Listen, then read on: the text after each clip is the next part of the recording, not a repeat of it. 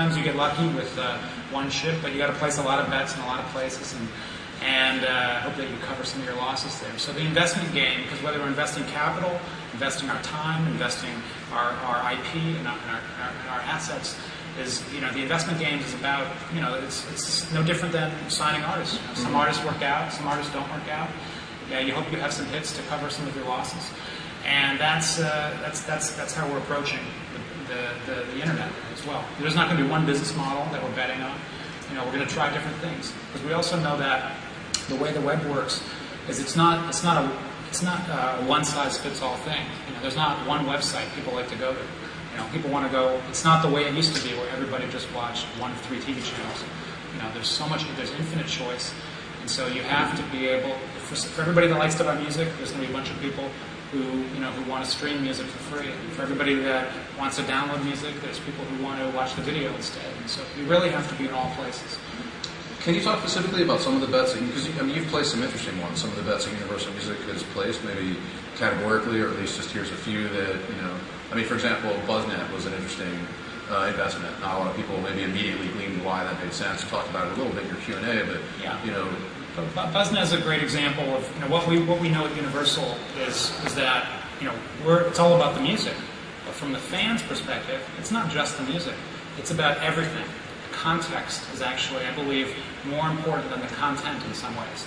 So what does that mean? It's not just about listening to the music or downloading the music. It's about the connection I make with other people, the friends I make around music. It's about the information around music. This music is about this particular story, or it's about photos that are inspired by music, or it's about the picture of the artist at Whole Foods with his girlfriend taken on a camera phone 2 hours ago. That is interesting to the fan.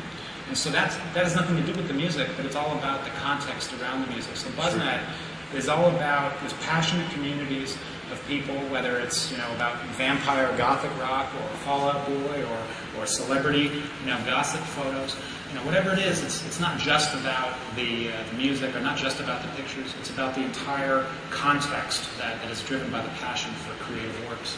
So BuzzNet is these investments. It's about how do we learn from these entrepreneurs. How do we get closer to this what's going on, this magic? Because we're not going to learn about it from a distance. You got to roll up your sleeves, get your hands dirty, get your feet wet. And sometimes you're going to fall in the mud, and sometimes you're going to learn a lot. I'm trying to come up with a different metaphor than baseball. Right. Sometimes you hit the ball, sometimes you strike out. Falling in mud is good. Yeah. So BuzzNet is one of the investments. What are a couple of others that you have? We made investments in Amped. That didn't work out, but I'm proud we did that. We tried that out. What were you hoping would happen there? With Amped, that was really about how is mobile more than just a place to make phone calls, right? Mobile. How can we learn to bring content and entertainment into the mobile world? So what does that mean? It means how do I make it easy to find music through my friends' cell phones and what my friends are doing, and how can we learn more about media on a handset when you have a network? So it wasn't about how do we create a better network than Verizon. It wasn't about how do we make better phones than Nokia. Right. It was not about that. It's about the content in a mobile experience to complement voice and to complement SMS, to bring it into music into connectivity as a connective tissue between people. It didn't work out. Just like it didn't work out not because of the content or anything. It's just MVNOs are a tough business model. Yeah. You need $500 million to break even. And even that's not guaranteed. So it's a Virgin Mobile has done a great job, but that industry is littered with And anything on the horizon that you're kind of really waiting to see how it plays out right now? We have an investment in MOG. Some people know about MOG. It's a passionate community of music bloggers, and again, more about context and discovery. How do I find new music when I have infinite choice?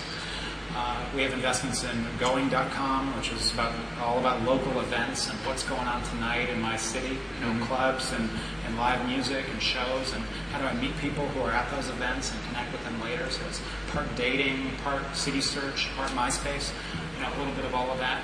So, we're dabbling everywhere. Gotcha. Akon, how much are you online? Like maybe when whether things are going great or not so great, are you reading the blogs? Are you out there seeing what people are saying about you? How interactive are you in terms of interacting with your fans online? I'm very interactive on the fans. Like majority through my MySpace. I don't really blogs. Maybe just so depressing. They never really, you know what I mean? Yeah. But between the MySpace, that's where I pretty much stay in contact and always in, And are you running your own MySpace page? I mean, not running it, but you're on there and posting. as much as possible. Yeah. You know? You haven't approved my friend request yet, so if you want to. I know I got like 500,000 more to approve. It's cool, man, but it's me. I'll get to you in a minute. Listen, dog, I got you.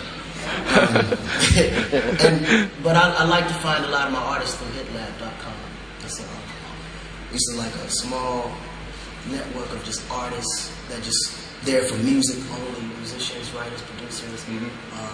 But just, I mean, I'm really, really active on the web, like, seriously. So. Okay. Let me take a question from over here. We got Rio. Can mobile music games such as Tap Tap can become? Oh, it's right here. Excellent. Rio, can mobile music games such as Tap Tap become viable distribution channels?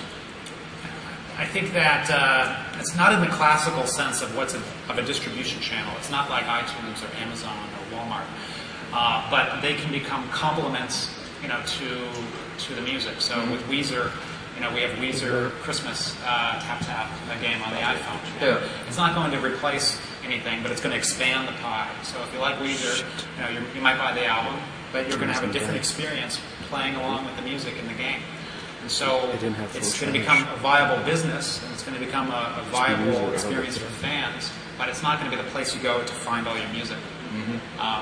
Just like when I play Rock Band and Guitar Hero on my Xbox, my head is not in a place like I'm going to go here to find and buy music. Yeah. My head's here is I want to have fun.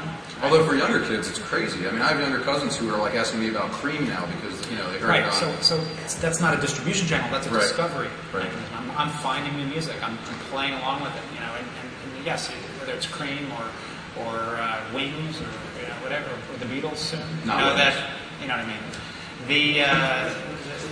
It's a whole new generation of people are finding out about great new music through these games. So it's a great discovery platform, but it's not a distribution channel in the classical definition. Akon, what was your big break? Was there a tipping point that changed everything for your career and business? Yeah, but it definitely wasn't digitally related. Yeah.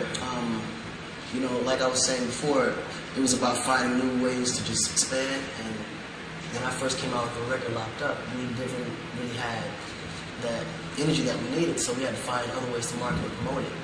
And we couldn't do a traditional club or radio tour because of the content, so what we ended up doing was doing a penitentiary tour where we went into all the juvenile facilities and penitentiaries and spoke to the inmates on how to recover when they get out, so on and so forth. And then after that big Q&A, I would actually perform the song.